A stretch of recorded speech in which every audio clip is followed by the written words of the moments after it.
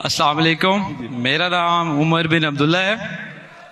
آج چونکہ ٹاپک قرآن پہ تھا اور اس کی آیات کے اوپر تھا، تو میرا سوال شاید کلیئرلی ابھی میں سمجھا نہ سکوں، کیونکہ میرا سوال مسلمانوں کے بارے میں یہ ہے کہ ہمارے پہ کوئی بھی حملہ دہشت گردی کا ہوتا ہے، کسی اداروں پہ، اسکول پہ یا پولیس پہ، تو اس میں قرآن کی ریفرنس ہی دے کے اس کو جہاد کا نام دیا جاتا ہے، اور ہمیں اس نام سے بڑی کنفیوژن پیدا ہو گئی ہے۔ اور چونکہ آج کے دور میں جو نام جہاد کا لینا وہ بڑا مشکل ہو گیا ہے۔ بس یہی سوال ہے۔ بھائی صاحب کا بہت اچھا سوال ہے۔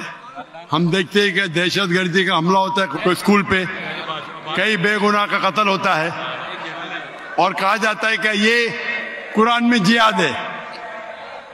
اس کا پرابلم کون ہے؟ ہم مسلمان قرآن پڑھتے ہیں لیکن سمجھتے نہیں۔ میرے بیٹے نے تقریر کی تھی کراچی میں، کیا قرآن کو سمجھ کے پڑھنا ضروری ہے؟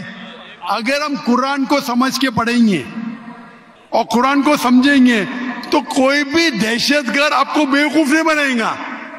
آپ بیوقوف بن جاتے کیونکہ وہ دہشت گرد بولتا ہے کہ اسکول میں اٹیک کرو، بچوں کا قتل کرو، آپ جنت جائیں گے۔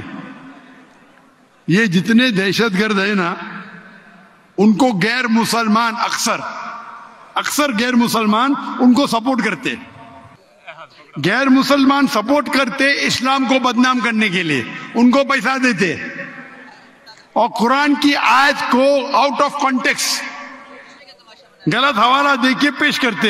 آپ اگر قرآن مجید کو سمجھ کے پڑھیں گے، میں نے تو تقریر میں کہا ہے، اگر ایک آیت ہر مسلمان جانے، سورہ مائدہ کی سورہ نمبر 5 آیت نمبر 32، اگر کوئی بھی بے گناہ کا آپ قتل کرتے، چاہے مسلم یا غیر مسلم، سوا قتل کے بدلے قتل، یا اگر زمین پہ فساد پیدا کر رہا ہے، یہ دو کے علاوہ اگر کوئی انسان مسلم یا غیر مسلم دوسرے کوئی انسان مسلم یا غیر مسلم کا قتل کرتا ہے، گویا کہ ساری انسانیت کا قتل کر رہا ہے۔ اور اگر ایک انسان دوسرے انسان کا، چاہے مسلم یا غیر مسلم ہو، اس کی جان بچاتا ہے تو گویا کہ ساری انسانیت کی جان بچا رہا ہے۔ اگر یہ آیت آپ اپنے دماغ میں، ذہن میں رکھے تو کوئی بھی دہشت گرد آپ کو بیوقوف نہیں بنا سکتا ہے۔ غلطی کس کی؟ آپ کی۔ ڈاکٹر ذاکر نائک نے کہا ہم جا کے چیک کریں گے، گھر پہ جا کے کھولو سورہ مائدہ سورہ نمبر 5 آیت نمبر 32 ترجمہ پڑھو، اور آپ کو پتا ہے کہ قرآن میں کبھی بھی کانٹرڈکشن نہیں ہے، کبھی بھی ٹکرار نہیں ہے۔ تو ایک آیت آپ کے دماغ میں آپ یاد کر لو، کوئی بھی دہشت گرد آپ کو بیوقوف نہیں بنا سکتا ہے۔ غلطی کس کی؟ آپ کی۔ یہ غیر مسلمان کیا کرتے ہیں؟